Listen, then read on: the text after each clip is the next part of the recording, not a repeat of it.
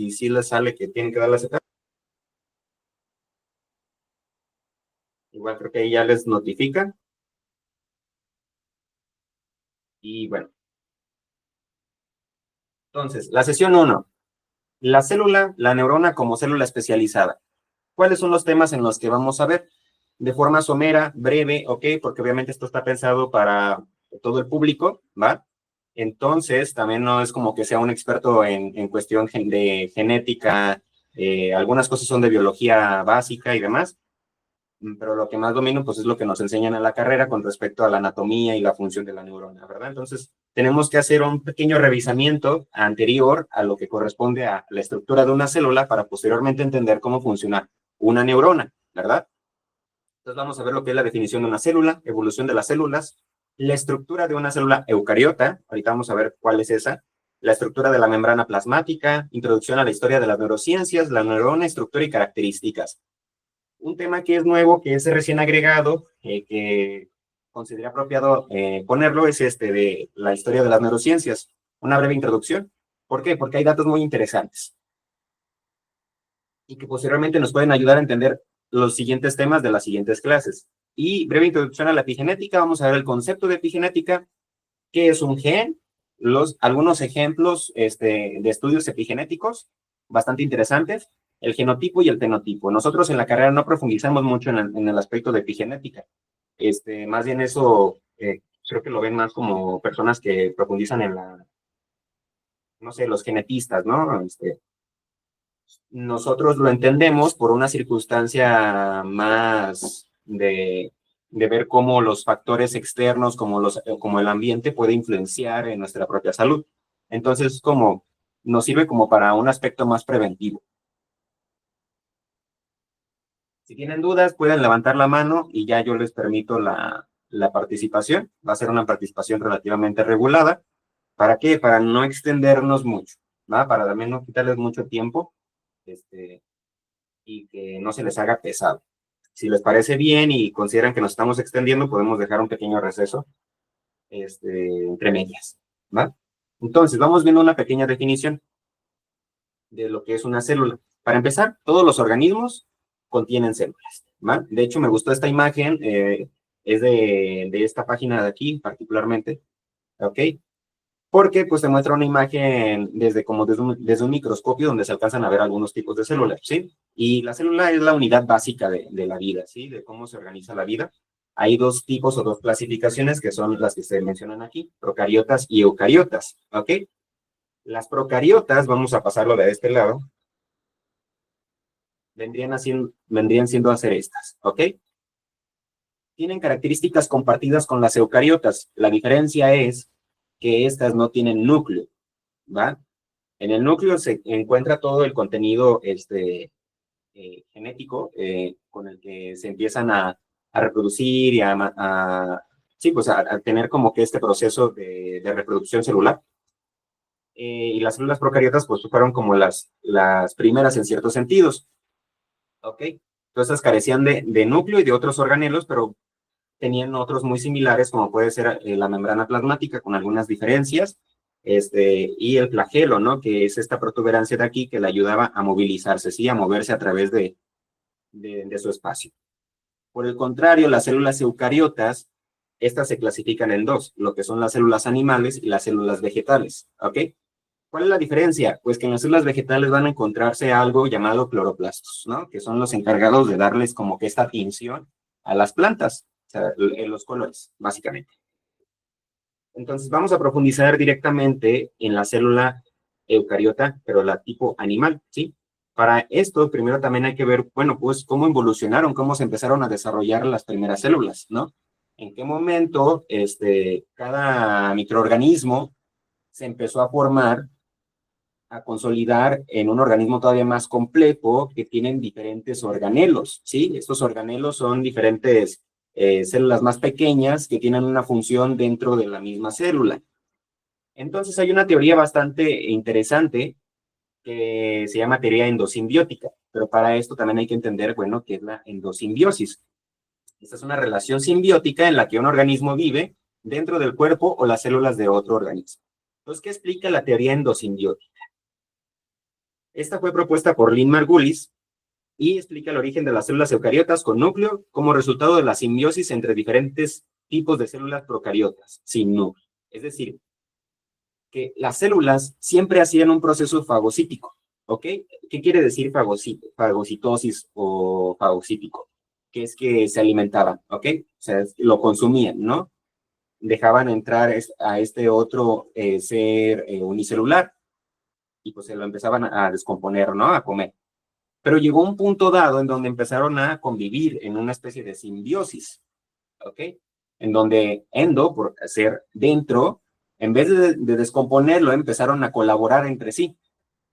Y fue así que empezaron a acarrearse a otros organismos unicelulares hacia adentro de la membrana y constituyeron a un solo organismo todavía más complejo llamado célula, ¿sí? Célula eucariota que tiene núcleo, ¿verdad?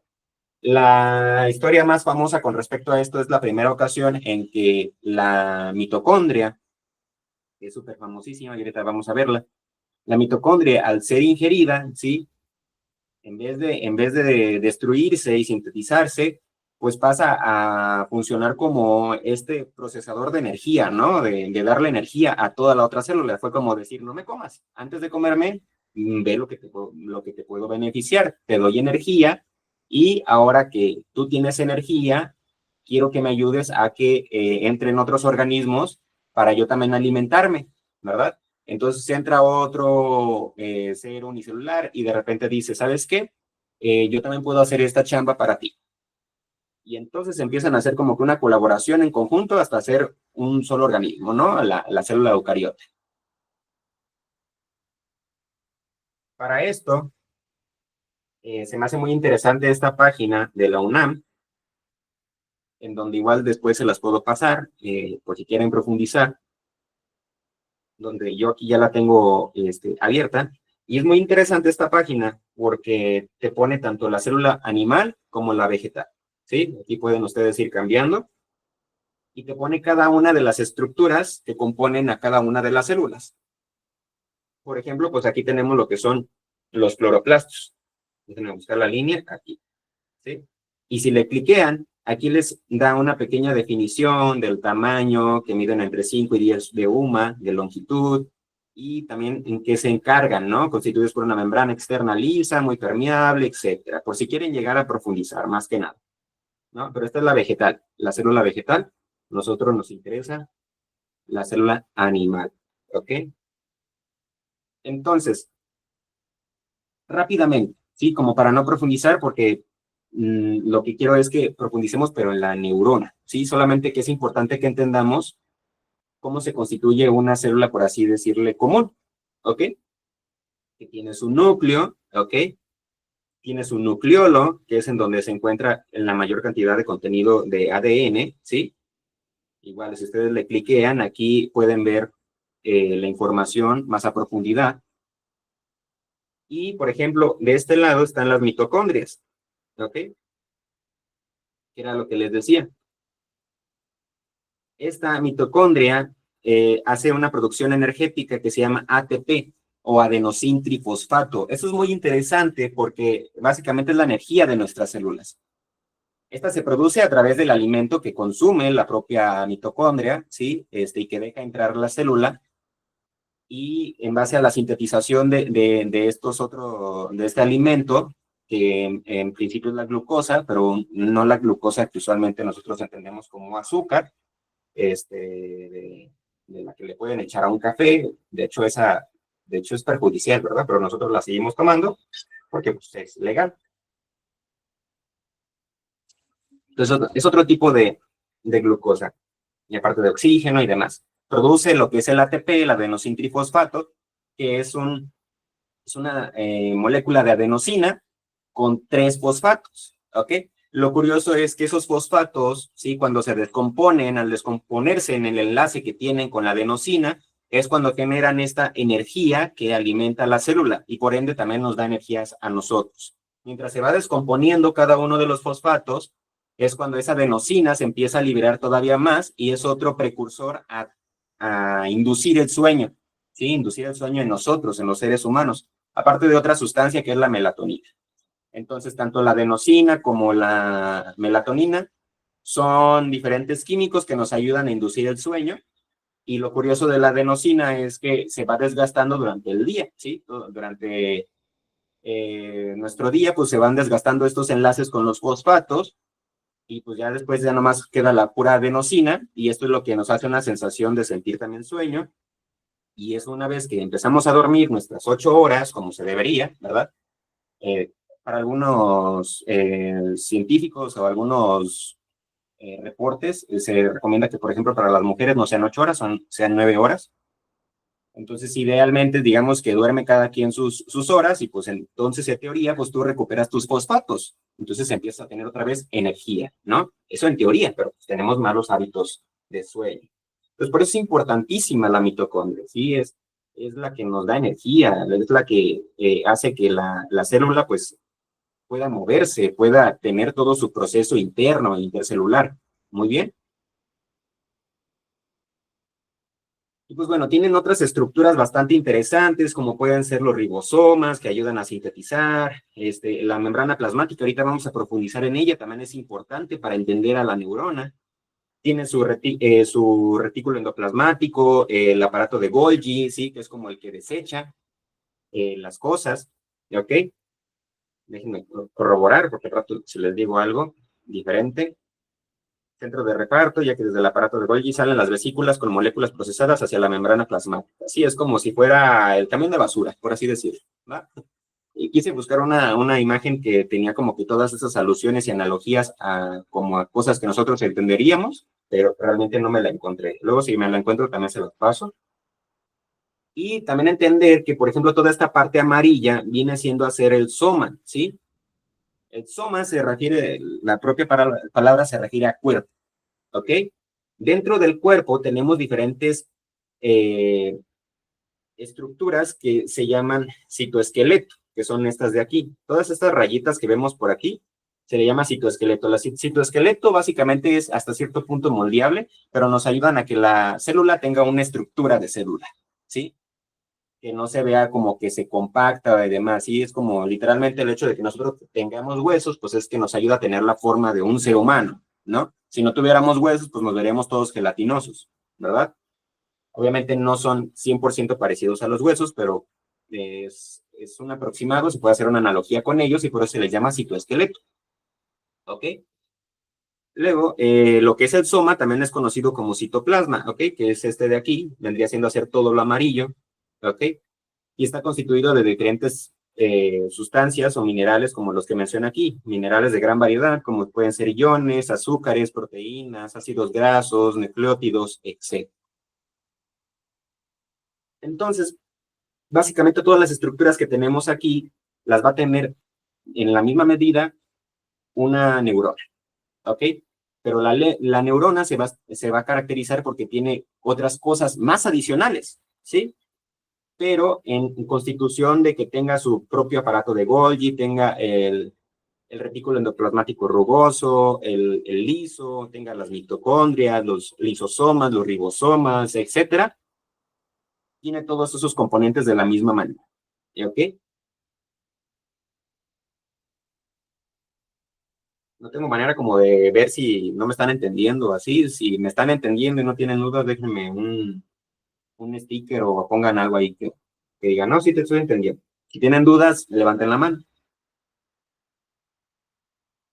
Entonces, vamos profundizando en la membrana plasmática, ¿ok? La membrana plasmática, regreso a esta imagen que me gusta mucho cómo lo maneja, es el recubrimiento azul que se ve aquí. Bueno, a ver si carga la imagen. Sí, ya cargó. Esta es una estructura flexible y está presente en todas las células, ¿sí? Ya les decía que inclusive las procariotas las tienen, ¿sí? Y esta se va a caracterizar por tener entre ella diferentes estructuras proteicas, es decir, va a tener proteínas. Las proteínas son diferentes estructuras que están compuestas por aminoácidos. Ahorita vamos a ver algunas imágenes para explicarles mejor. Aparte de que dentro de ellas, o cómo está constituida, es por diferentes fosfolípidos, ¿ok? Los fosfolípidos son como que unas sustancias químicas bastante particulares que parecen como que dos cabecitas y tienen unas patitas así conexas. Ahorita vamos a ver también unas imágenes para que no se me confundan, que ayudan a que la parte, la cabecita exterior, ¿sí? De la zona extracelular, ¿sí? Haz de cuenta que aquí es la parte interna de la célula, intercelular, y la zona extracelular, pues es más hidrofóbica, es decir, no deja pasar, ¿sí? No deja pasar la sustancia de fuera, ¿ok? Como que repele. Y la parte interna es hidrofílica, o sea, sí le gusta mucho el líquido, ¿va? Y tiene lógica porque es la parte interna y en la parte interna pues hay diferentes, está el citoplasma o el soma, ¿sí? Que ya era lo que les mencionaba, la parte amarilla, que está llena de diferentes lípidos, ácidos grasos, etcétera, ¿ok? Si fuera también repelente, pues habría como que un choque, ¿no? No sería coherente, ¿no? Sería como, por ejemplo, si nuestra piel fuera hidrofóbica por la parte de dentro, pues cómo estaría conectada con nuestra sangre, ¿ok?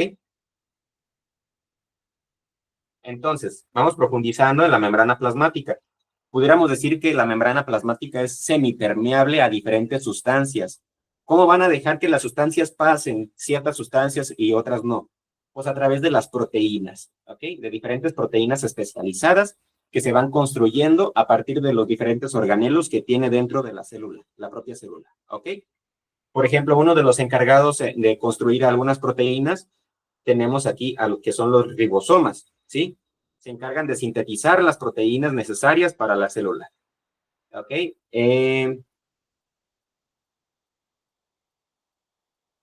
Sí, bueno, trabaja en conjunto con el retículo endoplasmático, etcétera, ¿no? Pero, por ejemplo, los ribosomas son encargados también de producir esas proteínas.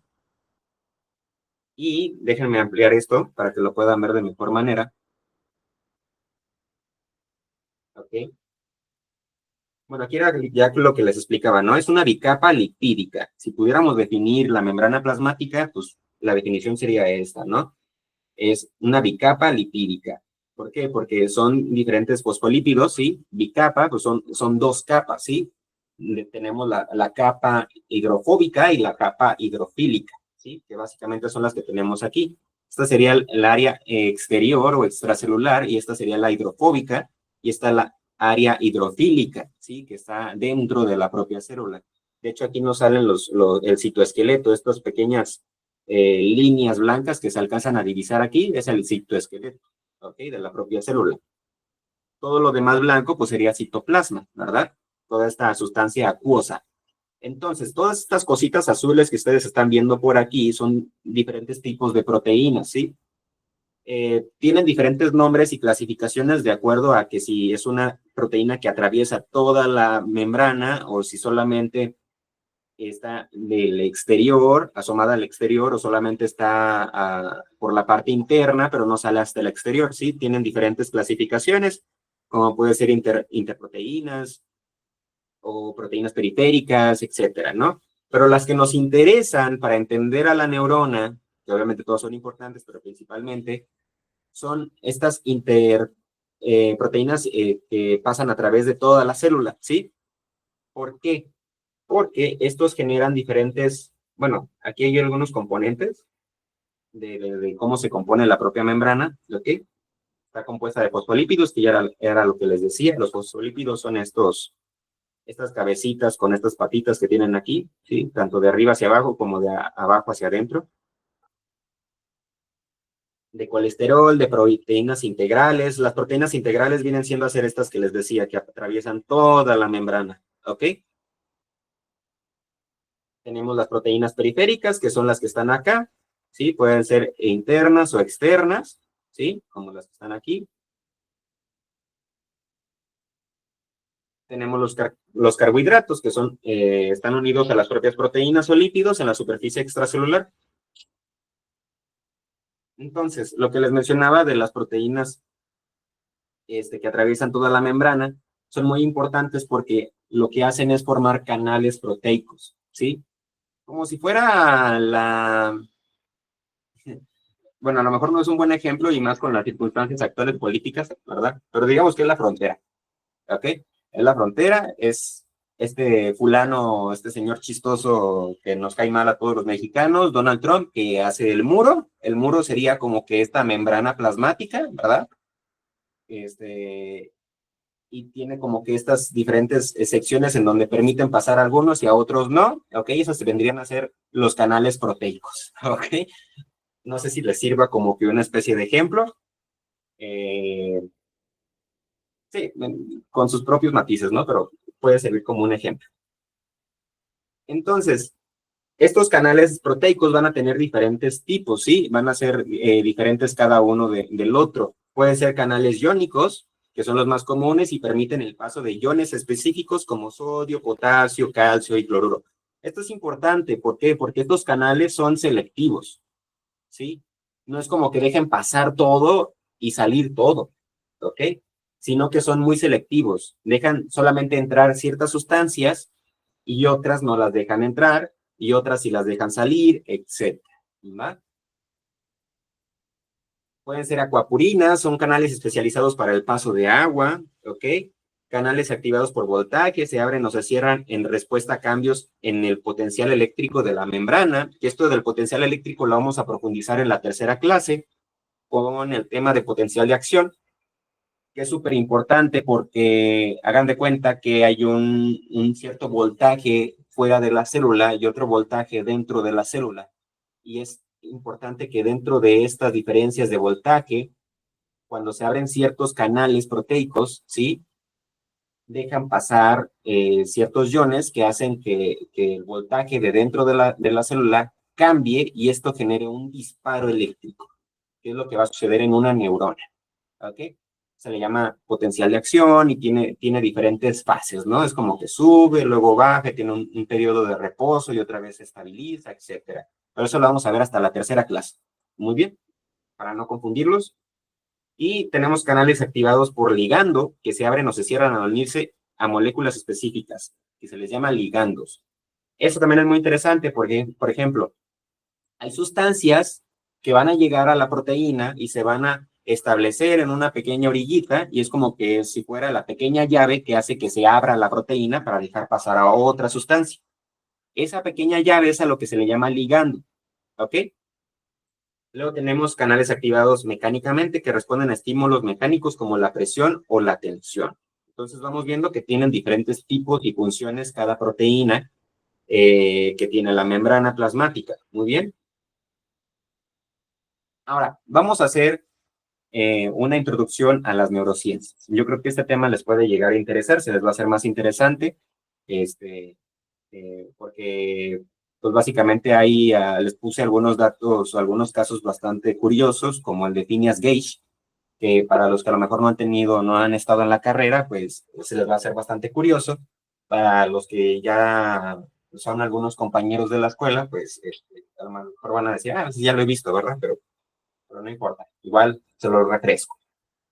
Entonces, las neurociencias, pues es una disciplina multidisciplinaria, o sea, se ha alimentado de diferentes disciplinas científicas, ¿sí? Desde los conocimientos que se han obtenido desde la anatomía, los estudios que se hacen desde la embriología, vamos a ver algo de embriología en la segunda clase, que es con el respecto al desarrollo encefálico, ¿ok? Porque hay una parte durante el desarrollo encefálico, del desarrollo embrionario, pues, que esta parte se llama tubo neural, y en el tubo neural es donde empiezan a salir todas estas neuronas a las que se les dice ese proceso como neurogénesis, ¿no? Tenemos conocimientos que abonaron hacia la fisiología, la bioquímica, farmacología, más recientemente, psicología y neurología, ¿sí? Cabe aclarar que nosotros no profundizamos tanto en las neurociencias, si acaso nosotros en psicología, en la universidad donde nosotros estamos estudiando, tenemos como que especializantes en neuropsicología, ¿va? Que tiene parte de las neurociencias, pero se empieza a especializar en otros aspectos diferentes. Entonces, tenemos nuestras primeras concepciones hacia las neurociencias, ¿sí? Al entendimiento de cómo funciona nuestro cerebro, cómo está constituido.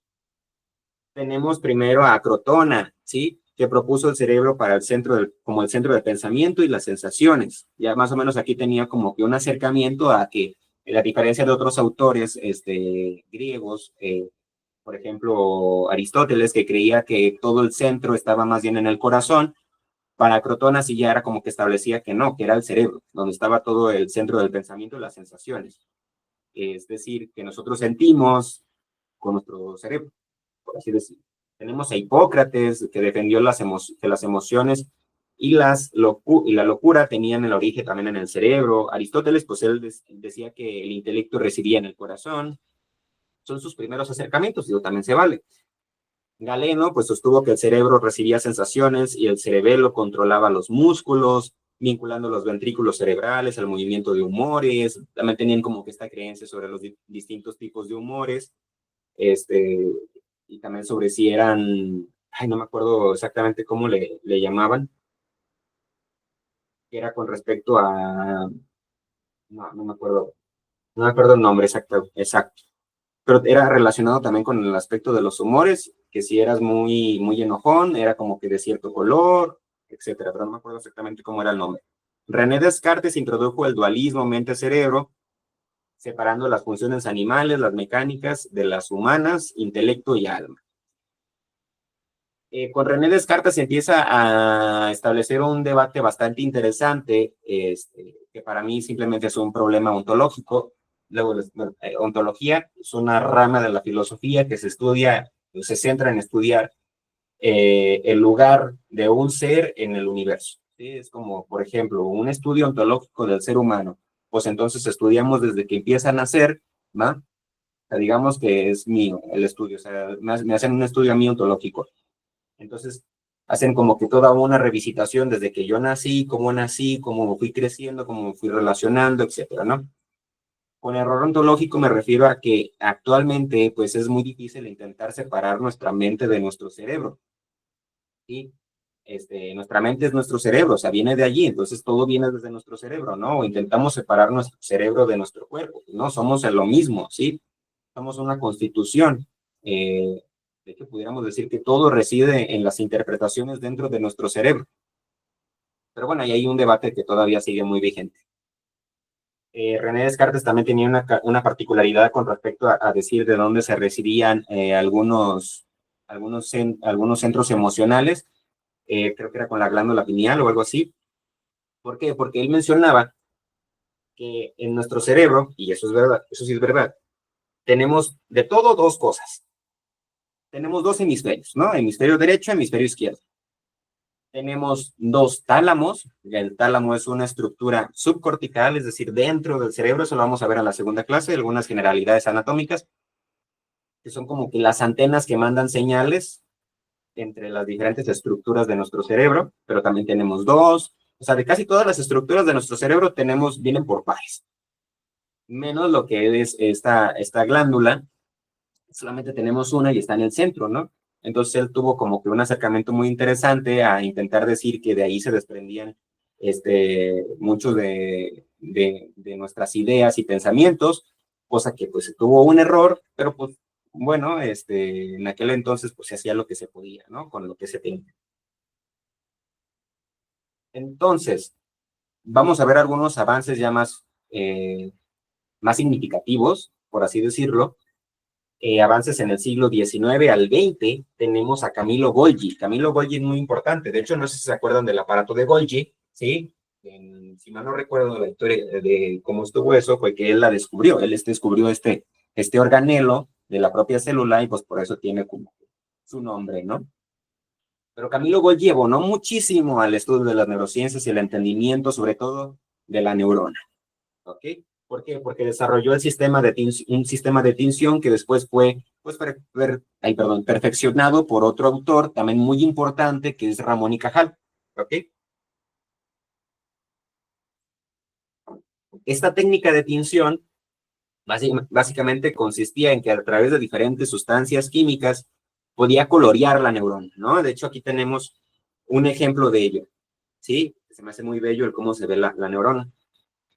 Lo interesante de esto es que tanto Golgi como Cajal, pues perfeccionaron esta técnica para poder pintar las neuronas y poderlas estudiar, pero a través de esto fue que cada uno desarrolló una interpretación diferente, ¿sí? La primera interpretación que tenemos es la de Golgi, que él propone la teoría reticular, ¿sí? Que surgió a finales del siglo XIX, y es la que tenemos aquí. Golgi defendía en la teoría reticular o postulaba que el sistema nervioso era una red continua y difusa, donde las neuronas estaban conectadas físicamente entre sí. ¿A qué se refiere esto? A ver, aprovechando que tengo esta cosa. Igual tengo una imagen más adelante, pero no importa. A ver si lo alcanzan a ver. Si no alcanzan a ver, me dicen. Pero digamos que aquí tenemos una pequeña neurona, ¿no? Las neuronas tienen un soma, es decir, un cuerpo, ¿sí? Que es esa pequeña punto. ¿Ok? Ya se cayó todo. Tenemos un pequeño punto aquí, ¿sí? Que esta es nuestra, digamos que es el soma de nuestra neurona, ¿verdad? Y esta es una partecita que se le llama axón. Y aquí tenemos diferentes conexiones que son dendritas. Ahorita les voy a enseñar una imagen. Pero el punto es que para Golgi, ¿sí? Él creía que todas las neuronas estaban pegadas unas a las otras, ¿sí? Es decir, que funcionaban como si fuera solamente una pequeña cuerda que en donde todo estaba junto, donde se desprendía, estaban juntas en las pequeñas conexiones, ¿sí? Que no había espacio entre ellas. Es decir, que no funcionaban como células unitarias, por sí solas, no funcionaban solas, sino que funcionaban como un todo. A eso se refiere la teoría reticular, ¿ok? Igual, déjenles platico también de la de Cajal para que ver si pueden encontrar un poquito más la diferenciación, por si es que no me estoy dando a entender. Ramón y Cajal, que es el autor que tenemos aquí, ¿ok? Él defendía la doctrina de la neurona, en donde él afirmaba que las neuronas son células individuales, o sea, que sí tienen individualidad, ¿ok? Que pueden ser independientes, que se comunican, o sea, colaboran entre sí, pero no están juntas. Hay un espacio entre cada una de ellas. O sea, que tú pudieras tomar una neurona y no te traes a todas, ¿sí? Hay un espacio entre ellas, son diferentes, ¿sí? Son individuales e independientes, pero que colaboran entre ellas. ¿Cómo? Pues comunicándose, ¿va? Y hay algunos contactos muy específicos, pero no es una conexión continua. Ahorita que veamos las estructuras de las neuronas les va a quedar todavía más claro. La concepción más acercada a día de hoy es la de Cajal, ¿sí? En donde entendemos a la doctrina de la neurona como a la neurona como una célula individual, independiente, que colabora y se comunica con las demás, ¿ok? Después, en algunos avances en la fisiología, tenemos a Luigi Galvani, que descubrió la electricidad en los tejidos musculares. Esa electricidad pues ayuda también a las tensiones, ¿no? De los músculos, que todo está relacionado con nuestro sistema nervioso. Helmholtz pues demostró las señales nerviosas que las señales nerviosas pues son eléctricas principalmente. Bell y Magendie diferenciaron las raíces nerviosas sensitivas, dorsales y motoras. Este tema también lo vamos a ver en el tema 3, ¿sí? Que básicamente, digo, a lo mejor se les termina olvidando, pero no importa si de ahorita se los explico brevemente, que lo sensitivo hace referencia a que nosotros tenemos diferentes conexiones o células que mandan señales eléctricas sensitivas desde lo que yo alcanzo a tocar, ¿sí? Y le está diciendo a mi cerebro, está mandando esa señal desde mi sistema nervioso periférico, ¿va? Que es esta parte exterior. O sea, el sistema nervioso central es todo lo que está desde mi cerebro hasta la médula espinal. ¿Ok? La médula espinal es la parte de acá atrás. Lo vamos a ver en la clase 3, vamos a profundizar en ello. Y todo lo demás es nuestro sistema nervioso periférico. ¿Ok? Entonces, digamos que desde mi sistema nervioso periférico manda señales desde aquí, desde mi dedo, de que acabo de tocar la pared, ¿no? Y le está mandando esas señales hasta mi cerebro y le está diciendo, está tocando una pared. ¿Ok? ¿Cómo se siente la sensación? ¿Se siente rugosa? Etc. ¿Ok? Y Sherrington acuñó por primera vez el término de sinapsis, que también lo vamos a ver en la clase 3, con el tema de la comunicación entre las neuronas, ¿sí? Que a esa comunicación se le llama sinapsis y se hace a través de diferentes procesos bastante interesantes, en donde se intercambian sustancias químicas se les llama neurotransmisores. También vamos a ver algunos de los neurotransmisores en esa misma clase. Muy bien. Entonces pasamos a lo siguiente. Avances en el siglo, también aquí seguimos con algunos avances. Aquí empiezan algunos datos bastante interesantes, como por ejemplo la frenología de Joseph Gall. ¿Ok?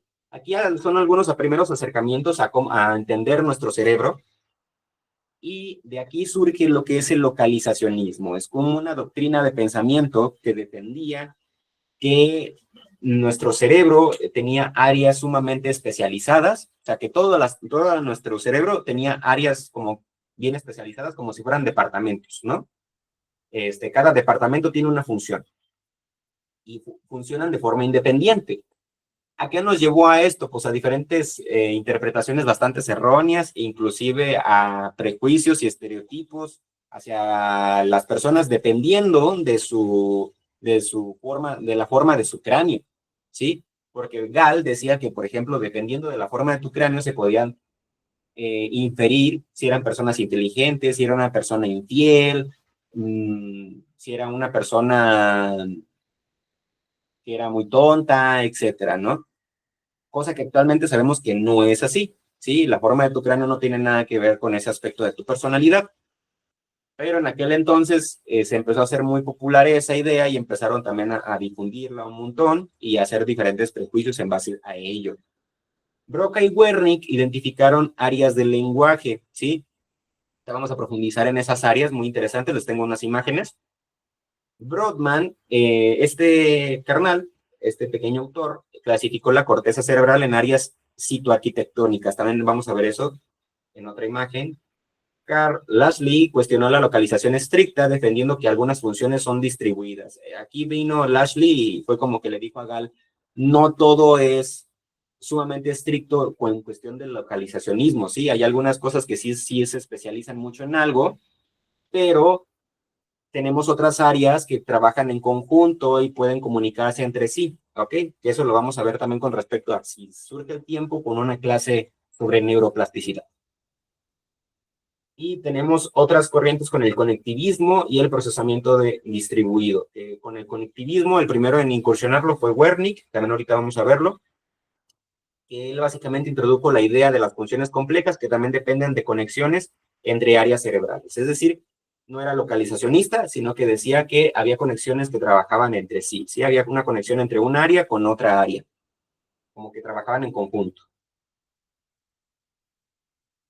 Miren, esta imagen de aquí, la que tenemos de este lado, ¿sí? Donde se dice aquí frenología, pues es un mapa como el que planteaba Gall, ¿sí?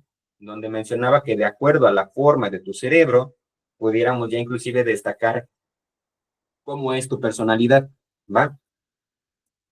Y hacía algunas localizaciones, por ejemplo, que en esta área de aquí particularmente, estaba toda el área perceptiva, esta era la área en cómo tú te percibías a ti mismo. Aquí él proponía un área animal, ¿sí? Era como que la parte más animal, que nos hacía como comportarnos de esa manera. Esta es la parte doméstica, ¿no? Entonces, digamos que, por ejemplo, si tú tenías a lo mejor alguna profundidad aquí, de esta parte de aquí, a lo mejor eras más o menos amigable, ¿va? No sé si más o menos van entendiendo lo peligroso de esta concepción, ¿no? En aquel entonces, sobre todo si lo ponemos con perspectiva de género, pues se podían poner a diferentes interpretaciones por parte de las personas a decir que dependiendo de la forma de la cabeza de una mujer, pues que las mujeres son así o son así, ¿no? Y empezaban a establecer como que muchas ideas bastante erróneas que actualmente sabemos que ya no son así, pero que en aquel entonces intentaban justificar a través de una pseudociencia, ¿no? Que era la frenología. ¿Ok?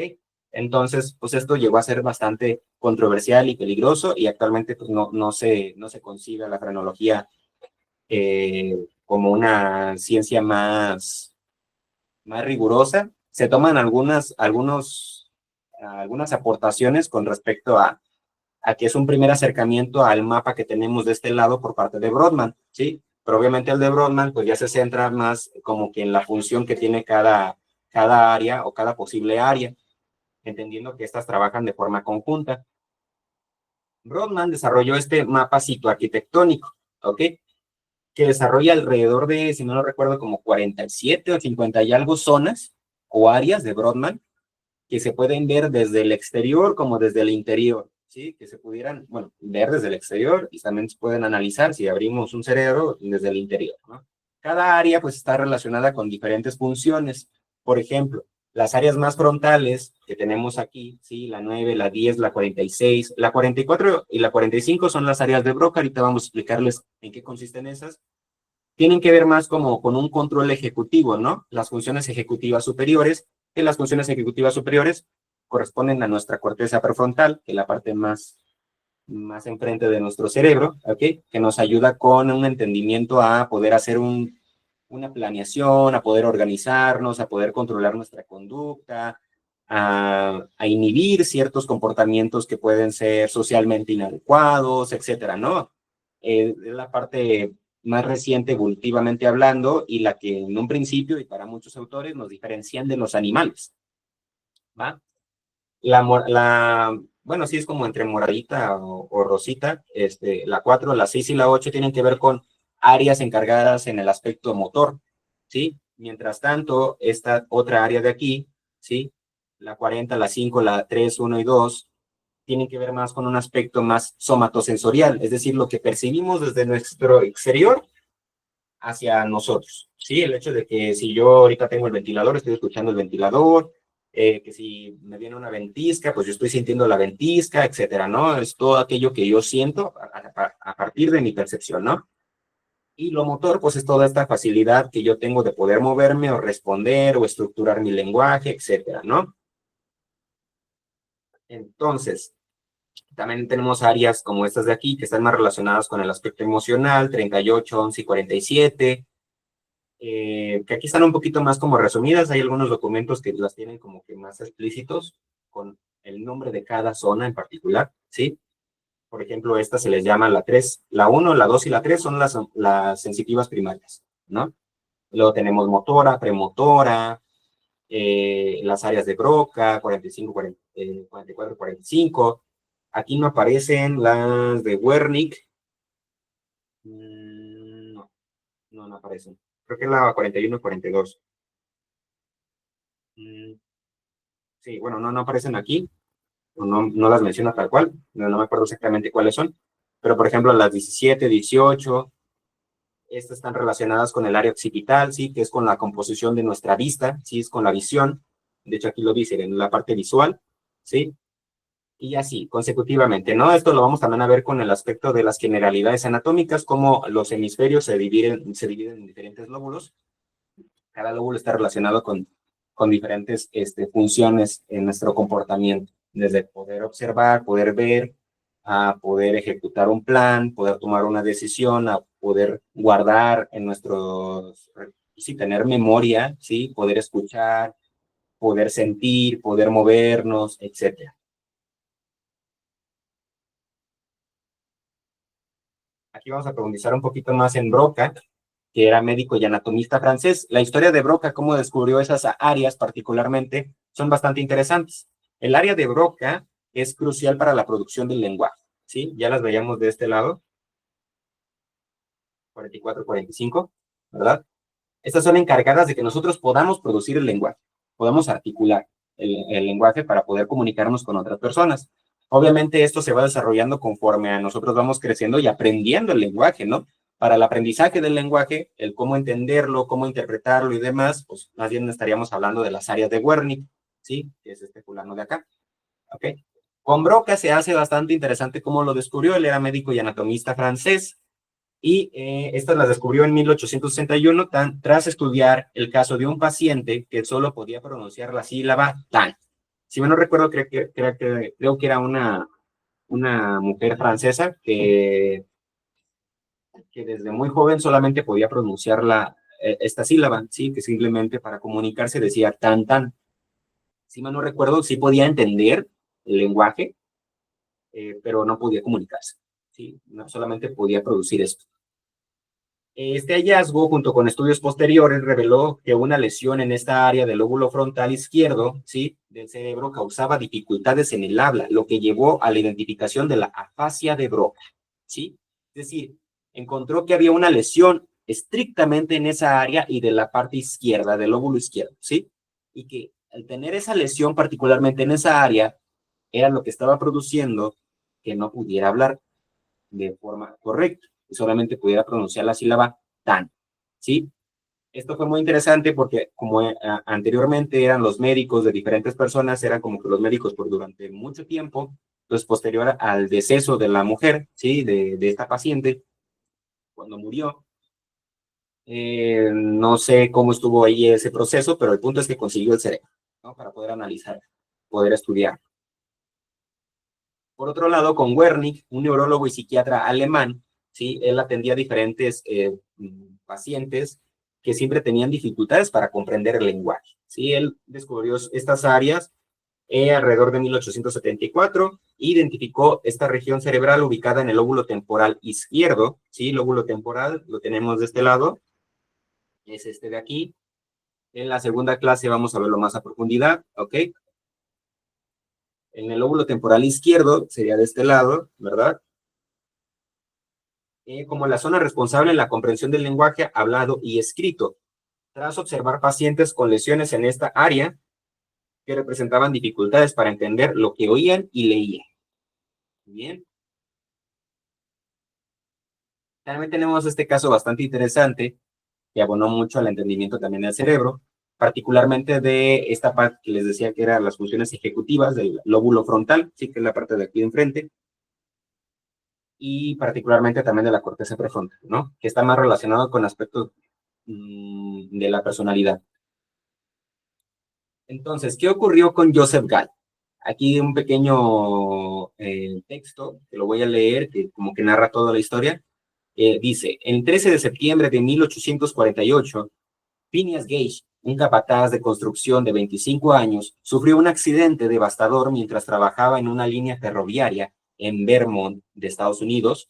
Una barrera de hierro de 1.1 metro de largo y 3 centímetros de diámetro le atravesó el cráneo debido a una explosión mal calculada.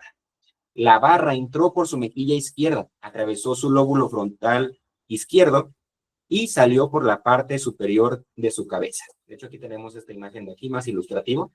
¿Sí? Milagrosamente, Gage sobrevivió.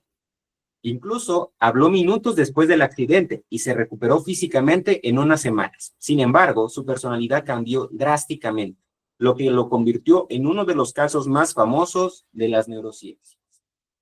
¿Qué fue lo que se pudo observar posteriormente al accidente? Antes del accidente, pues se veía que era descrito como alguien responsable, equilibrado, respetuoso con sus compañeros, capaz de tomar decisiones racionales y mantener el autocontrol.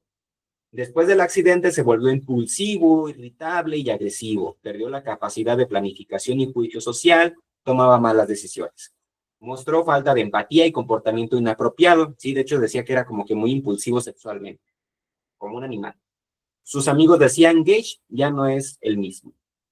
Estos cambios sugirieron que el lóbulo frontal está ligado mucho al aspecto de la personalidad, las emociones y la toma de decisiones, dando origen a la idea de las funciones ejecutivas, que eran las que ya más o menos les mencionaba, que después si gustan también les puedo dar alguna clase acerca de las funciones ejecutivas para no ampliar el tema, ¿sí? También porque nos estaremos adelantando y si no entendemos primero las bases, pues voy a hacer que se pierda.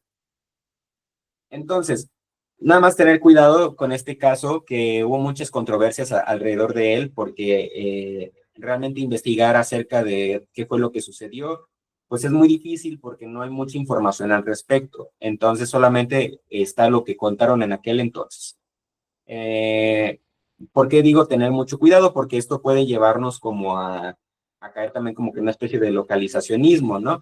Porque algunas personas que llegaron a conocer a Gage reportan que realmente no fue tan drástico así como lo mencionan o lo describen en aquel entonces los periódicos en su comportamiento.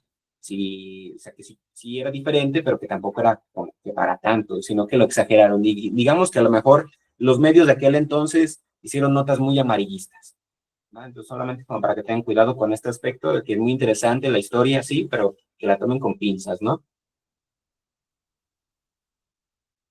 Entonces, a raíz de toda esta historia de las neurociencias, que es una breve introducción, o sea, súper poquito lo que les estoy mencionando, nada más como para tener un panorama general, salen diferentes debates que a día de hoy todavía son más emergentes, que todavía son recientes o que siguen dando de qué hablar, ¿no?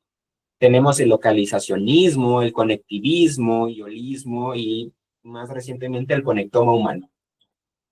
Estas son diferentes concepciones que intentan explicar cómo funciona nuestro cerebro. ¿Sí? El localizacionismo sostiene que ciertas funciones básicas, por ejemplo, el movimiento y la visión, están localizadas en áreas específicas, ¿no? Como lo que más o menos mencionaba Joseph Gall, con la frenología, posteriormente con algunas propuestas del mapa citoarquitectónico de Brodmann, etcétera, que pudiéramos decir que todavía tiene algo de vigencia, algo de localizacionismo, es decir, tenemos algunas áreas de nuestro cerebro que sí están muy especializadas para hacer según qué cosas, ¿verdad?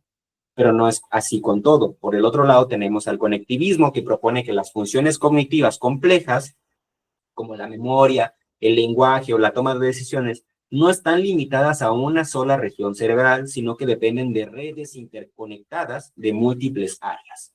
Es decir, un trabajo colaborativo de tu lóbulo frontal con tu lóbulo occipital, etcétera, ¿no? O sea, hay unas conexiones entre todas las zonas de nuestro cerebro, está interconectado nuestro cerebro. Por otro lado está el holismo, que es la que va en declive, que casi ya no se maneja, pero que propone que el cerebro funciona como un todo indivisible. Pero las técnicas de neuroimagen revelan que hay una especialización funcional. Es decir, las técnicas actuales que tenemos sobre neuroimagen, que son como que esta tomografía de nuestro cerebro, en donde se empiezan a colorear algunas áreas, ¿sí? No sé si las han llegado a ver. Empiezan a notar que, por ejemplo, les ponían a las personas, algunos experimentos, a las personas a tocar algún instrumento, y mientras estaban haciendo el análisis de esa radiografía del cerebro, estaban dándose cuenta que al estar tocando cierto instrumento se prendían o se coloreaban ciertas áreas de nuestro cerebro. ¿Sí? No se coloreaba todo el cerebro de forma unitaria, como lo diría a lo mejor el holismo, sino que había un poco de localizacionismo y a la vez había conexiones entre diferentes áreas, ¿no? O sea, habían áreas específicas que sí se prendían y otras que estaban interconectadas entre ellas. Eso es lo que lo hace todavía más interesante con estudios más recientes de neuroimagen, ¿sí? Y el conectoma humano es un desprendimiento del conectivismo, pero que lo lleva todavía más lejos. Básicamente es algo que todavía está en proceso de crearse, en donde quieren descubrir o hacer como que un mapa muy específico y muy claro de todas las conexiones de nuestro cerebro, ¿sí? Cómo la neurona tal se conecta con esta otra neurona y hace todo un circuito, y ese circuito cómo se conecta con otras áreas, ¿ok? Y qué funciones tienen esas áreas, qué neurotransmisores se liberan aquí o allá, ¿sí?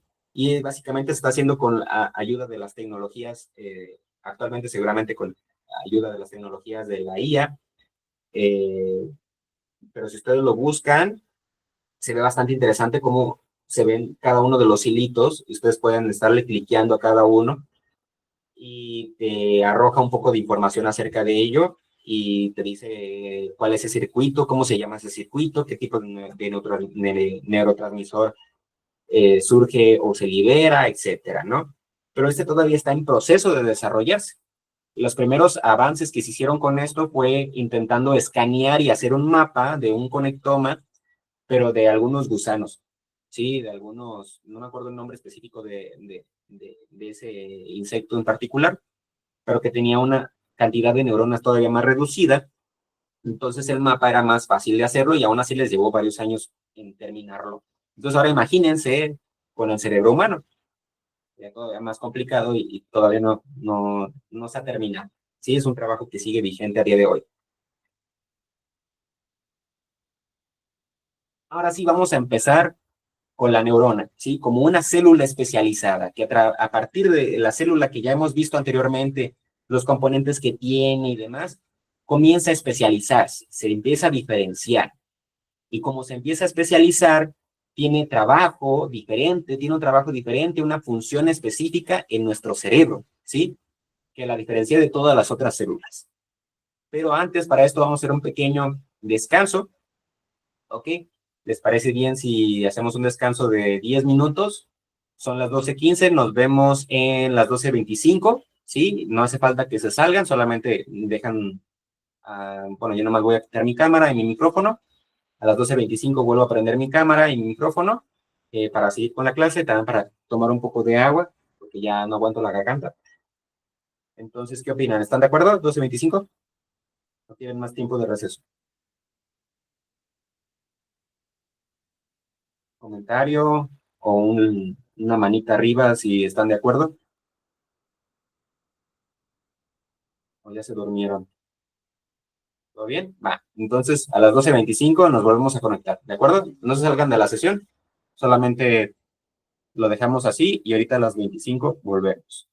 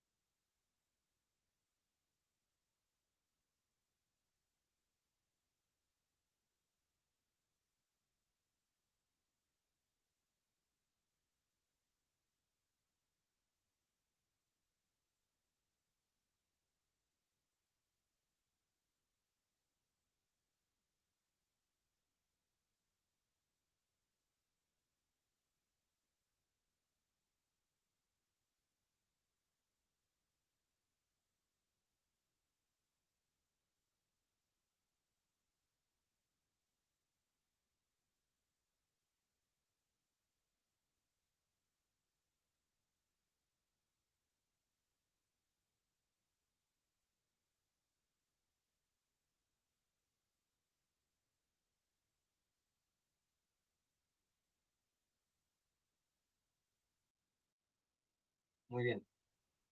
Entonces, dijimos los 25.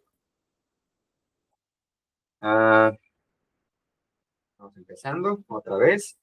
Pues nos quedamos, ahora sí vamos a profundizar con el tema de la neurona. Si de repente no se me llega a escuchar o algo, me dejan un mensaje, por favor. Entonces vamos a profundizar ahora sí con la neurona. Sí, todo lo que hemos estado viendo son como que una pequeña introducción para ver desde cómo se empezó a concebir, cómo está constituida, desde el entendimiento de una célula eucariota, animal, hasta como las doctrinas de la teoría reticular, hasta la teoría de la doctrina de la neurona de Ramón y Cajal, etcétera, hasta llegar ahora sí al entendimiento y profundizar en las características y la estructura de una neurona. La neurona es una unidad básica de nuestro sistema nervioso, ¿ok? Cuando hablamos de sistema nervioso, nos referimos en un concepto amplio, ¿sí? Desde nuestro encéfalo, nuestro cerebro, hasta todo lo que compone esas ramificaciones que se desprenden desde nuestra médula espinal hacia todo nuestro cuerpo, ¿sí? Y se le dice nervioso por ese sentido de lo que ya decían algunos autores dentro de la historia de las neurociencias, que eran como estas eh, conexiones o comunicaciones eléctricas, ¿va? Entonces, hay divisiones que tenemos el sistema nervioso central, el sistema nervioso periférico, pero ya les digo que en las siguientes clases vamos a estar profundizando acerca de ello. Y esta neurona se compone de tres partes principales. Tenemos el soma o el cuerpo o el citoplasma, si lo ponemos en comparación con la célula eucariota, ¿sí? Las dendritas y el axón, ahorita vamos a ver imágenes más particulares de cada una, ¿ok? En el soma se contiene lo que es el núcleo y es donde se sintetizan las moléculas necesarias para la supervivencia de la propia neurona. Las dendritas son extensiones ramificadas que reciben señales de otras neuronas, ¿ok? Y el axón es una prolongación larga que transmite señales a otras neuronas o células. Vamos a ver que esto no es tan sencillo como se puede describir de esta manera. Podemos entenderlo primeramente como una concepción, como aquí la describen, pero vamos a ver después que no siempre es la regla, así como lo plantean. Hay diferentes tipos de neuronas bastante interesantes. Aquí tenemos algunas imágenes que realmente sí son, no son así como que ilustraciones hechas como por dibujos, ¿no? Son ilustraciones que se pueden alcanzar a ver hechas con nuevas técnicas de tinción. ¿Ok? Donde más o menos aquí se empieza a ver lo que es el soma, esta partecita negra de aquí, ¿verdad? A ver si lo puedo acercar para que lo vean mejor. Para empezar, este sería el soma, ¿sí? Se alcanza a ver como que la parte del núcleo de la neurona. Y ya todas esas extensiones, se pudiera decir, que pueden ser o el axón creo que es este de aquí, las demás pueden ser dendritos. Estas son más fáciles de entender porque tenemos aquí el soma, ¿sí? La parte central donde se encuentra el núcleo. Aquí tenemos algunas ramificaciones que son dendritas, ¿verdad? Y esta parte más larga de aquí, que es como una colita, es el axón, ¿de acuerdo? Ahora, para fines más didácticos, pues sí va a ser necesario que veamos otras imágenes que no son tan realistas, más bien son ilustraciones, como esta de aquí.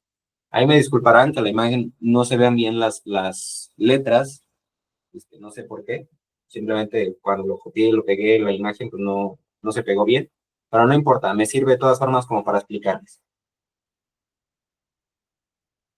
Si pueden ver aquí, esta parte de aquí, ¿sí? Viene siendo hacer el soma, ¿ok? Y en esta parte de aquí, si se fijan, se ve muy similar o igual a una célula eucariota animal, ¿sí? Tenemos el núcleo, nucleolo, ¿sí? Los retículos endoplasmáticos rugosos, el retículo endoplasmático liso, tenemos mitocondrias, ¿ok? Tenemos el aparato de Golgi, o sea, tiene todos los organelos que se pudieran encontrar en una célula eucariota animal común, ¿ok?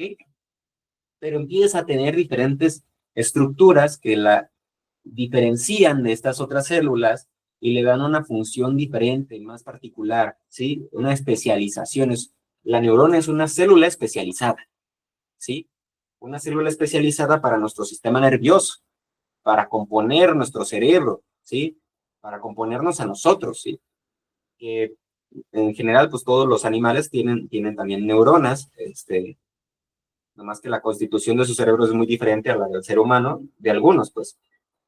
Por ejemplo, con los ratones, muy particular como la estructura, obviamente hay sus matices, no todo en general, pero alguna de la estructura general, pues, hablando de la estructura general del cerebro, es muy similar a la del ser humano y por eso se hacen muchos experimentos con ratones en donde se les lesiona ciertas áreas específicas para ver cómo esto afecta su comportamiento, o se experimenta con fármacos para los ratones, etcétera, ¿no? También, obviamente, con los chimpancés, ahí ni se habla, ahí sí hay mucha apariencia similar en la composición, inclusive genética de nosotros los seres humanos con ellos, ¿no? Entonces, esta parte de aquí, ¿ok? Eh, es donde empieza a desprenderse lo que es el axón, esta colita de aquí, ¿va? Este axón, dentro de él hay diferentes microfilamentos, microtúbulos, que son los encargados de llevar ciertas sustancias químicas, mientras que otros también le dan soporte, ¿sí? Le dan soporte a la colita del axón, ¿ok? Así como pudiéramos ver lo que era el citoesqueleto, ¿verdad? Que se encuentra más en la parte del soma. Aquí tenemos algunos microfilamentos, ¿sí? Que nos ayudan a darle este soporte al axón, y los microtúbulos ayudan a pasar diferentes neurotransmisores o sustancias químicas, ¿va? Pero toda la neurona está envuelta por una membrana plasmática que es igual que la que vimos en una célula eucariota animal. Que esta membrana plasmática tiene sus proteínas o canales proteicos muy especializados a ciertas sustancias o ciertos iones, ¿ok? Que dejarán entrar o salir diferentes sustancias, ¿va? El, el axón es muy particular porque una vez terminamos de este lado, tenemos terminales sinápticas, ¿sí? Tenemos como que unos pequeños botoncitos que son los que se conectan con otras neuronas. Es decir, que de la información que se procesa y se sintetiza en el soma es mandada a través del axón para darle otra señal a otra neurona, ¿va? Y esto que vemos de aquí, esto azulito de aquí, se le llama mielina, ¿va? La mielina es fundamental para facilitar la comunicación entre las neuronas. Mientras más mielinizado esté el axón de una neurona, más rápida va a ser la señal que se mande, que se haya procesado aquí, que se termine mandando, ¿ok? La mielina, perdón, la mielinización se va desarrollando conforme nosotros crecemos, ¿sí? No me acuerdo exactamente la edad en donde a partir de cierta edad, a tal edad empieza a hacer este proceso de mielinización en nuestro cerebro, y nuestros cerebros empiezan a producir esta mielina, se empieza a recubrir estas colitas de las neuronas, los axones, y nuestras señales eléctricas entre las neuronas empiezan a ser más rápidos, ¿verdad? No se cubren por completo, si se fijan. Estos pequeños espacios que no están cubiertos de mielina también facilitan que la comunicación sea todavía más rápida. Y esos pequeños espacios se les llaman nódulos de Ranvier, ¿ok?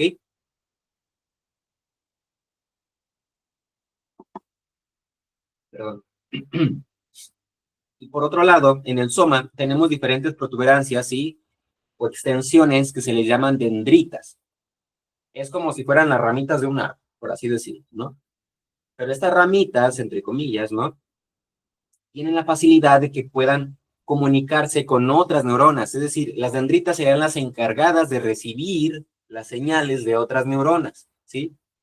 Y el axón, sobre todo la parte de final, lo que es la terminal sináptica, y los botones sinápticos, estas puntitas de acá, son las encargadas de conectarse con otras dendritas de otras neuronas para mandar esas señales químicas, ¿sí? Para mandar esa señal comunicativa.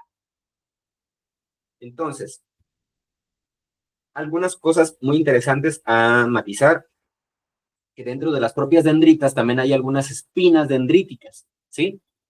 O sea, todavía hay unas ramificaciones todavía más pequeñas. Dentro de lo que es la dendrita, también tenemos algunas espinas dendríticas, que son ramificaciones todavía más pequeñitas, que tienen la funcionalidad de que también permitan la conectividad con otras neuronas, ¿sí? Entonces, simplemente como para que tengan una estructura anatómica general de la neurona. Y esta parte de aquí que vemos aquí, ¿sí? Es lo que se le llama la sinapsis o el proceso comunicativo entre neuronas, ¿no? Si se dan cuenta, hay un espacio que se le llama espacio sináptico. No están juntas, no están pegadas. Hay un espacio entre ellas, ¿ok? Por eso es que Golgi, con su teoría reticular, estaba equivocado. Sí, no están pegadas unas con las otras. Hay un espacio. Son neuronas individuales. Vamos a ver que también hay que matizar porque hay algunas conexiones que se les llaman conexiones gap, ¿sí? Es que sí están pegadas, literalmente están pegadas, ¿sí? No existe este espacio sináptico, pero no sucede en todas las neuronas. Lo que podemos ver aquí es que, por ejemplo, esta cosita de aquí que es como más blancuzca, no sé cómo qué color sea, como, no sé. Bueno, pero esta diferenciación de aquí, sí, pudiéramos decir que es el axón, pues son las terminales sinápticas, ¿verdad? Los botones sinápticos, que los botones sinápticos son estas partecitas de aquí, de otra neurona. Si es otra neurona conectándose a las dendritas de esta neurona, ¿va? Entonces aquí hace un acercamiento de lo que está sucediendo en el proceso comunicativo de estas dos neuronas y tenemos aquí el botón sináptico, ¿va? En donde a través de los microtúbulos, ay, perdón, los microtúbulos, tenemos las vesículas, ¿sí?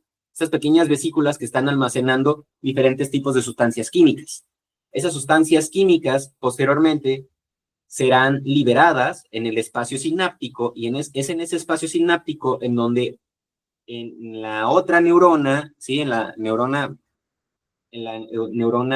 postsináptica, ¿sí? Así se le llama a la que va a recibir la información, al que va a recibir los neurotransmisores, por así decirlo. La célula postsináptica y la célula presináptica la que está enviando la información, ¿va? Entonces, nomás para que lo tengan así entendido. La postsináptica, lo que se ven aquí como estas pequeñas cositas azules, serían esos canales proteicos, ¿sí? O receptores. Aquí ya se les empieza a llamar como pequeños receptores, en donde algunos van a empezar a capturar diferentes sustancias de estas y van a funcionar como estos pequeñas señales que le van a avisar a la neurona, a la membrana, que deje pasar cierta sustancia y otra sustancia no, ¿va?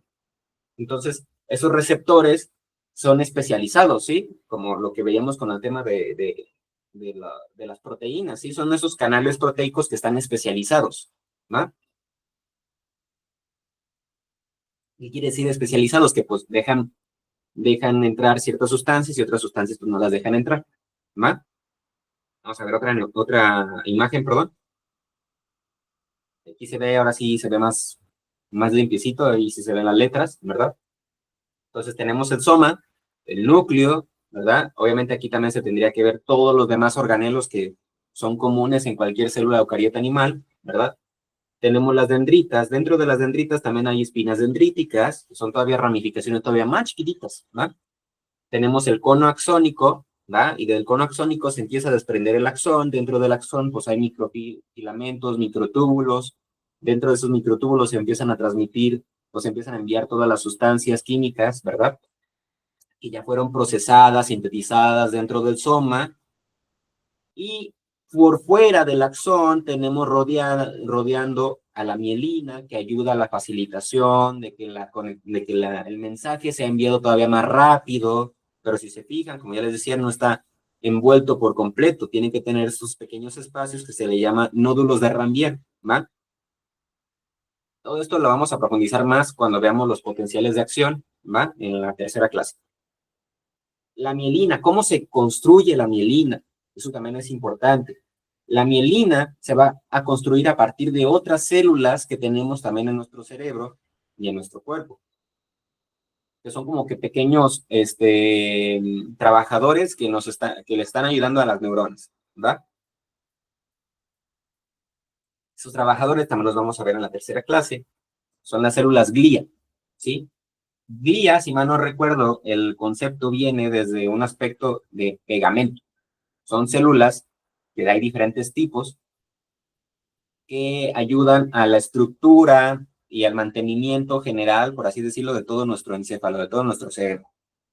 Hay diferentes tipos, cada una está encargada de diferentes cosas, pero por ejemplo las que están encargadas de la producción de la mielina en nuestro sistema nervioso central son los oligodendrocitos. Oligodendrocitos. Ahí discúlpenme ya con la voz. Ya no aguanto la voz. Los oligodendrocitos son los encargados de la producción de mielina en nuestro sistema nervioso central, ¿sí? Es decir, en nuestro cerebro, ¿ok? En nuestra médula espinal. Pero en la producción de mielina en nuestro sistema nervioso periférico, ¿ok? Hay otros tipos de neuronas, perdón, de células glia, que se les llama células de Schwann. Estas son encargadas de la producción de mielina, pero en el sistema nervioso periférico, ¿sí? En el sistema nervioso central son los oligodendrocitos, que son pequeñas células que se empiezan a pegar aquí y empiezan a producir esa mielina, ¿sí? Es una sustancia, si mal no recuerdo, pues acuosa, conformada de diferentes, creo que ácidos grasos. No me acuerdo exactamente de la composición de la mielina, pero el punto es que ayuda a que la comunicación sea más rápida. Y aquí tenemos otra imagen, ¿sí? De los terminales sinápticos, ¿sí? O todo esto se llama terminal axónico, ¿no? Y las pequeñas puntas se les diría botones sinápticos, ¿no? Y tenemos un acercamiento con nuestra célula presináptica, la célula postsináptica, ¿verdad? Que es la que está recibiendo. Esta vendría siendo a ser una dendrita, y este es un botón sináptico, que el botón sináptico se desprende del axón. Tenemos aquí las vesículas tienen una sustancia que es un neurotransmisor, ya después vemos qué tipos de neurotransmisores existen, ¿va? Posteriormente se van transportando, se empiezan a liberar, y aquí tenemos a nuestros receptores o proteínas que van a activar diferentes canales proteicos y van a dejar entrar diferentes sustancias, ¿va? Le van a estar dando señales a la neurona o sináptica, ¿va?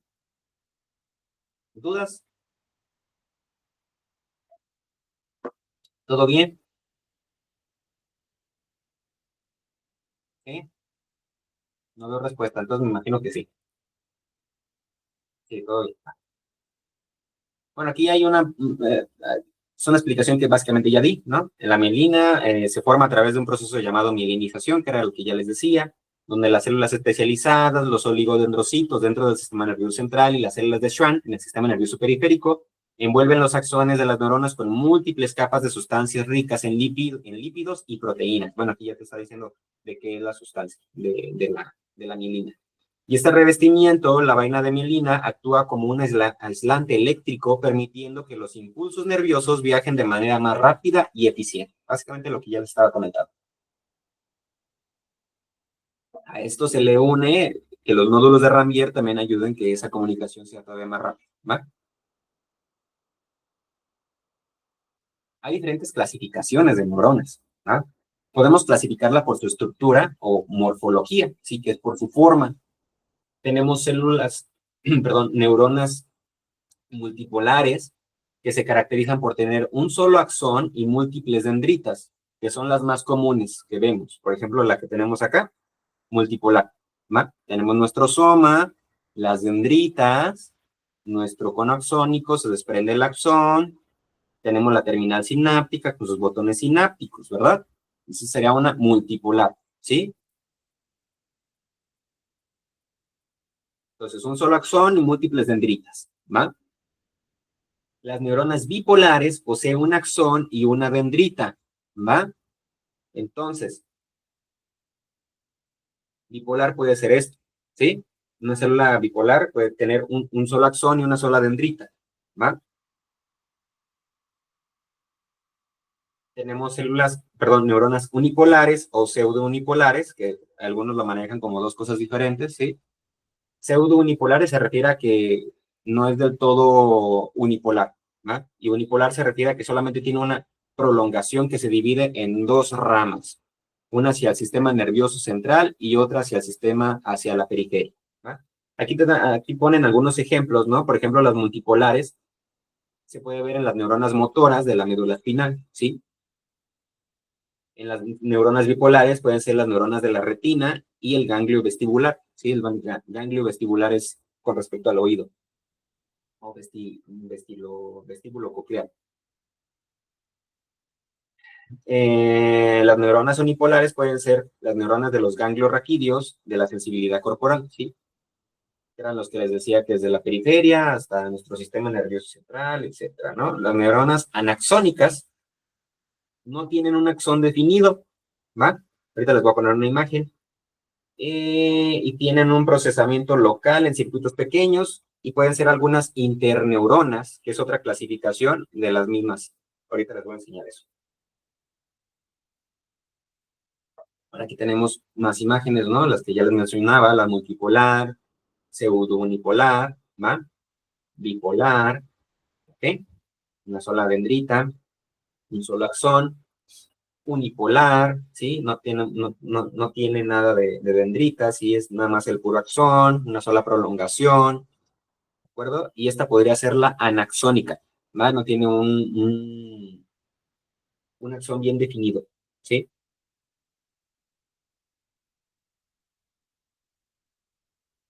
Otra clasificación puede ser por su función, ¿de acuerdo? Tenemos las neuronas sensitivas, que son las aferentes, ¿sí? Que es información que recibe de nuestro entorno, ¿sí? Desde el sistema nervioso periférico hasta el sistema nervioso central, ¿va? Tenemos neuronas motoras o eferentes, que son las señales o directrices que manda nuestro cerebro desde nuestro sistema nervioso central hasta nuestro sistema nervioso periférico. De hecho, de que yo me puedo estar moviendo son señales que está mandando mi cerebro desde el sistema nervioso central hasta mi sistema nervioso periférico para controlar mi movimiento, ¿verdad? Las interneuronas se van a encontrar dentro de nuestro propio cerebro, con, funcionando como que esas pequeñas conexiones entre una neurona y otra van a estar como que entre medias, ¿sí? Facilitando esas conexiones. Son como que aquellos pequeños emisores en donde a lo mejor no alcanza la información y dice yo te ayudo y lo comunico con esta otra de acá, ¿ok? Se les llama interneuronas y solamente están dentro del sistema nervioso central, ¿va? Recuerden que el sistema nervioso central abarca desde la corteza cerebral hasta la médula espinal. Por el tipo de neurotransmisor, tenemos neuronas colinérgicas, que las neuronas colinérgicas van a estar encargadas de la liberación o se van a activar por acetilcolina, ¿ok? La acetilcolina es un neurotransmisor que lo vamos a ver levemente porque lo vamos a profundizar en la tercera clase. La acetilcolina tiene una función como, por ejemplo, con el control muscular, con la memoria, con el aprendizaje en general, etcétera, ¿no? Tenemos neuronas dopaminérgicas, que el neurotransmisor, pues es la dopamina, tiene que ver con el movimiento, con la motivación, con el placer, ¿no? También está el circuito relacionado con la liberación de dopamina, que puede estar también relacionado con las adicciones. Las neuronas GABAérgicas, ¿sí? Que es GABA, es un abreviativo de ácido GABAaminobutírico, ¿verdad? Parece trabalenguas, pero básicamente es uno de los neurotransmisores. Sí, parece trabalenguas. Ya ve que ahí se rieron. Es el principal neurotransmisor inhibitorio de nuestro sistema nervioso central, ¿va? Después vamos a profundizar un poquito en ello, de a qué se refiere con inhibitorio, pero ahorita para no, solamente que lo tengan entendido así, ¿no? Está su reducción, o sea, su función es reducir la excitabilidad neuronal, ¿va? Tenemos las neuronas glutamatérgicas, que son de glutamato, ¿no? Los neurotransmisores principales de glutamato, y el glutamato es el principal excitador del sistema nervioso central, ¿va? Junto con la dopamina también un poco. Y la función es el aprendizaje, está relacionada con el aprendizaje, la memoria, ¿va? Las neuronas serotoninérgicas, la serotonina, ¿no? El neurotransmisor que se relaciona mucho con el estado de bienestar. Bueno, aquí ya dice la función, estado de ánimo, también con el sueño y el apetito, etcétera. Después, en la tercera clase, vamos a estar profundizando en ello.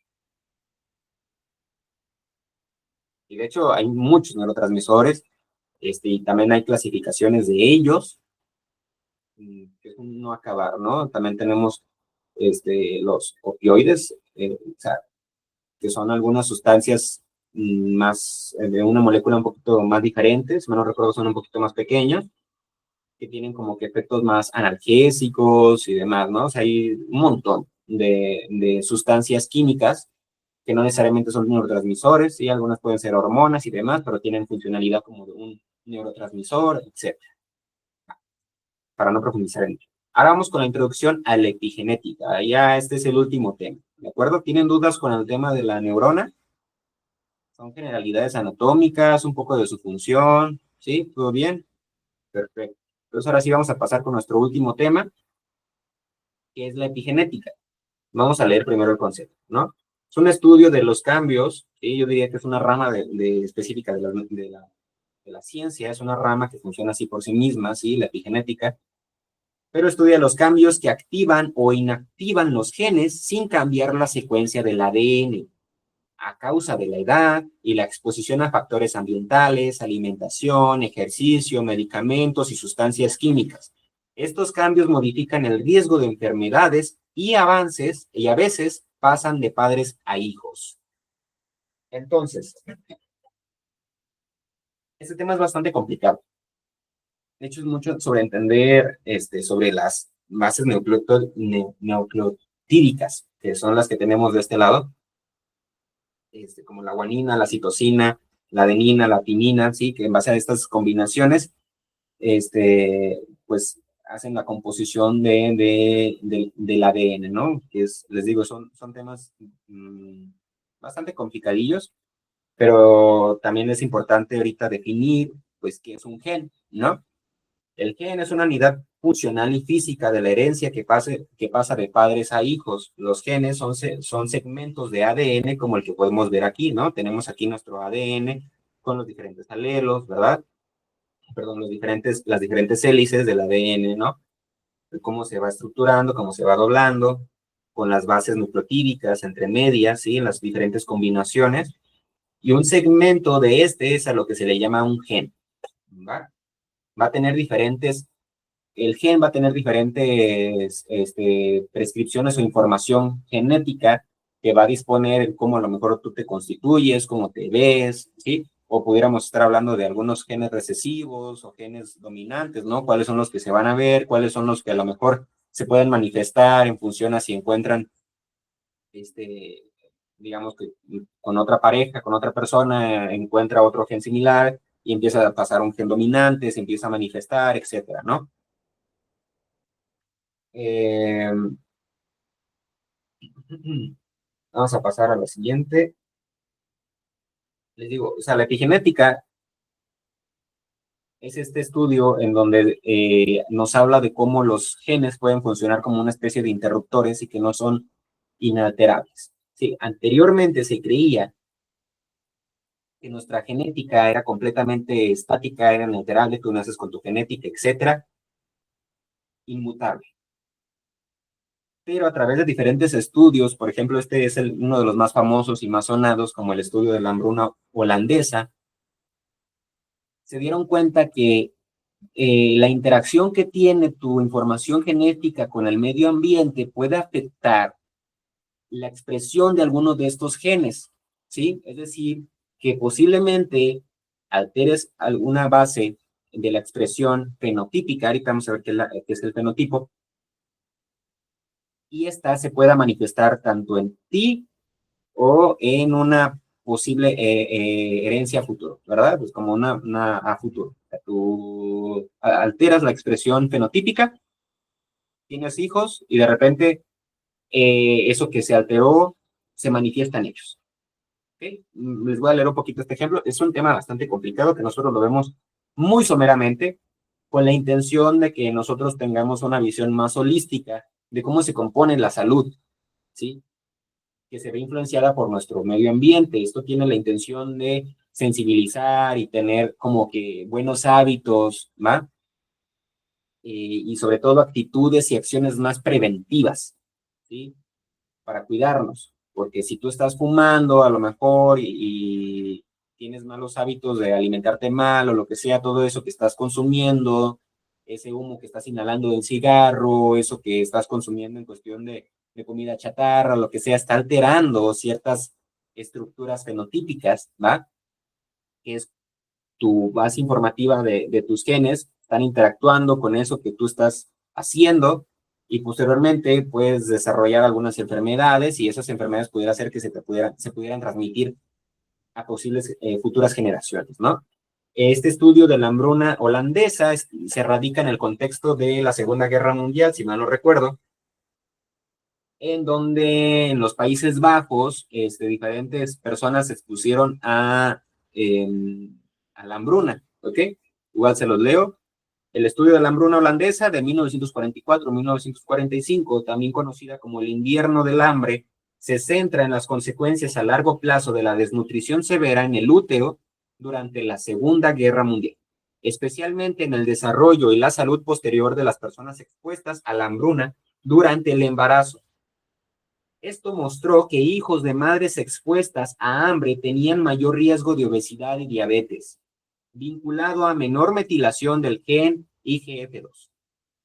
Este es uno de los primeros ejemplos en humanos de cómo el ambiente perinatal deja huellas epigenéticas duraderas. En otras palabras, el ambiente que vivieron estos niños en su desarrollo embrionario, ¿sí?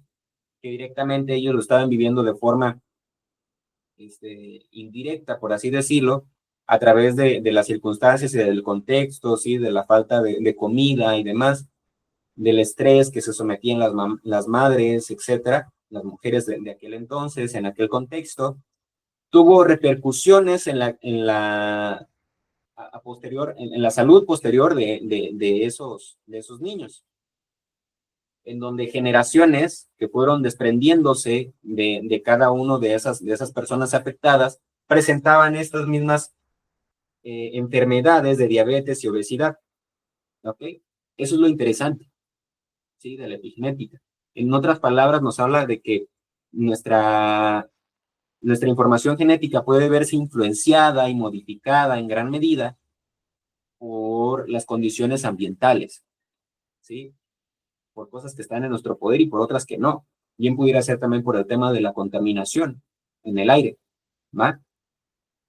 Bien pudiera ser también por los hábitos que tienes, hábitos de salud, ¿sí? Si haces ejercicio, si no haces ejercicio, si te alimentas bien, si no te alimentas bien, si consumes algún tipo de sustancia o no. Todo eso va a tener repercusiones, obviamente, también en ti y en las posibles generaciones futuras que vengan de tu linaje, ¿no? De tu sangre. Entonces, vamos a ver otro pequeño ejemplo, ¿sí?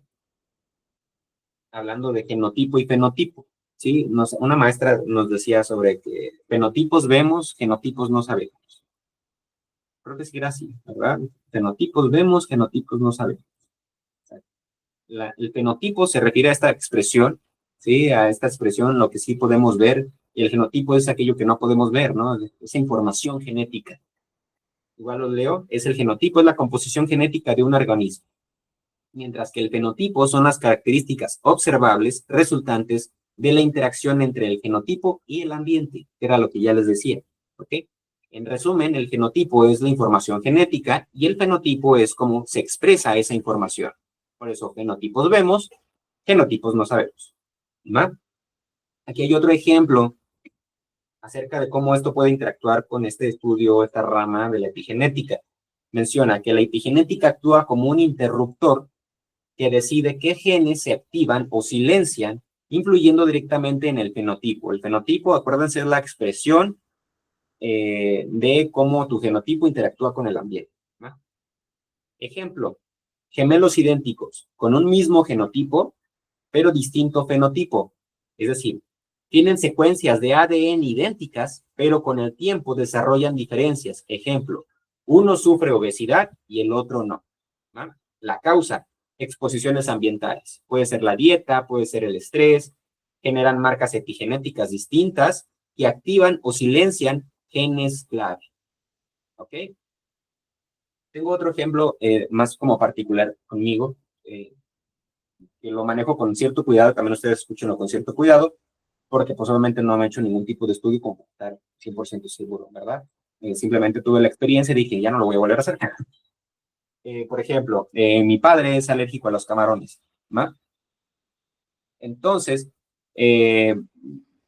resulta que pues, yo comía camarones desde muy pequeño y pues X, ¿no? En los cócteles y todo el rollo, y muy rico, ¿no? Y no, nunca me hizo daño, yo nunca fui alérgico, hasta un punto dado de mi vida en donde voy a comer camarón, ¿verdad? No hace tanto, ya estaba ya en la universidad y todo el rollo, y de repente empecé con una reacción alérgica.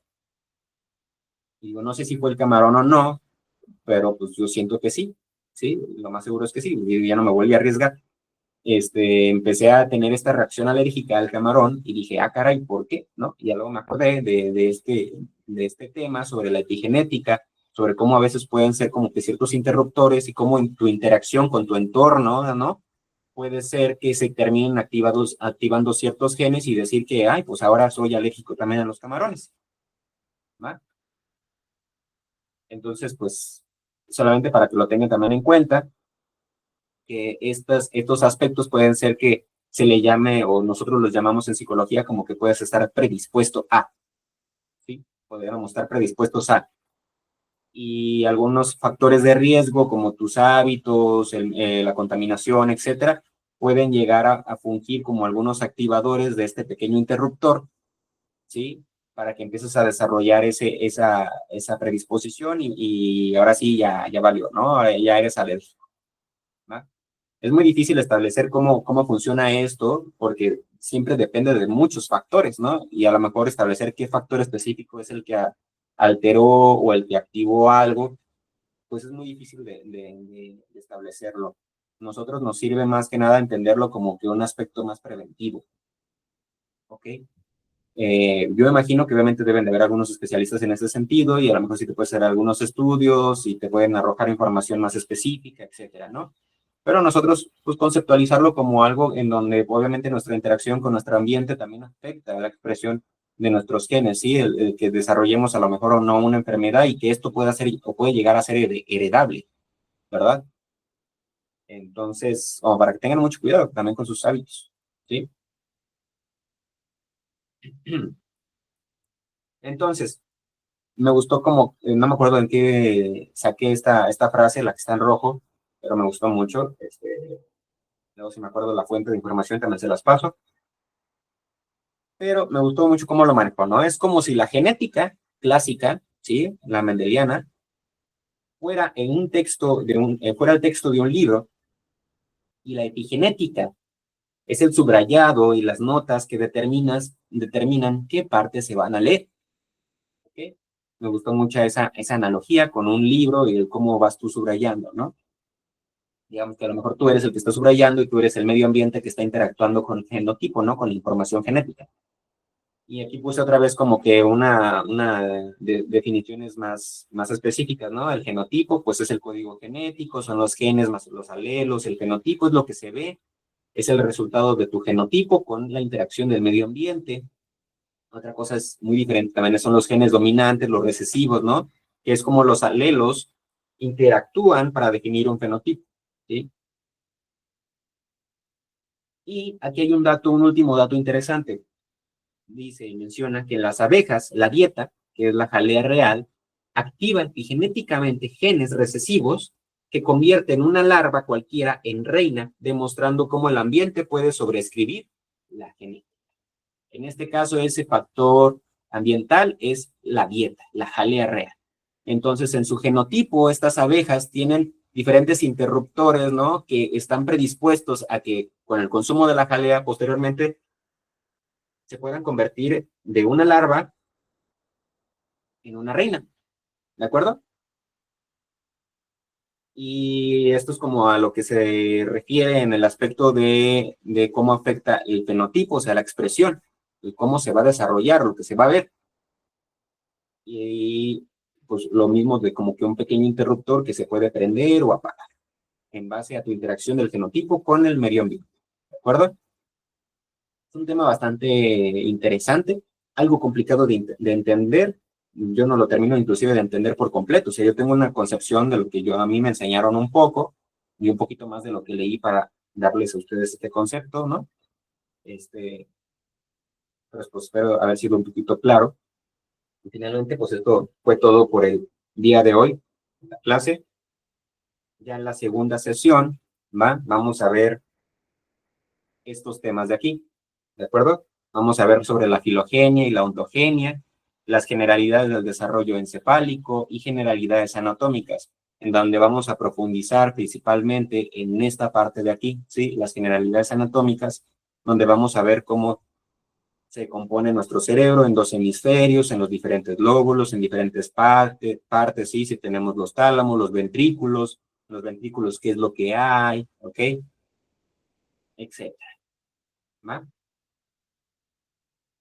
Pues bueno, yo voy a dejar de grabar para hacer ya la despedida. Seguramente ahorita les salga el anuncio de que se dejó de grabar. Mm,